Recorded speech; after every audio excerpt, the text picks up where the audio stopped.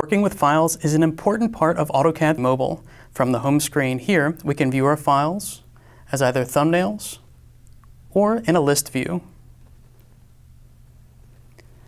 Tapping on the eye icon on any file or folder gives us details about the file, including size and modify dates, as well as allowing us to perform actions like deleting, duplicating, or moving the file.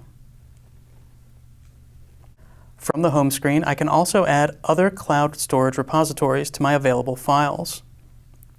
I'll click the plus icon here, and now I can add Dropbox, Google Drive, or my personal OneDrive account. Once I tap the icon and approve access, my new drive shows as a folder, which I can use to load all of my client files.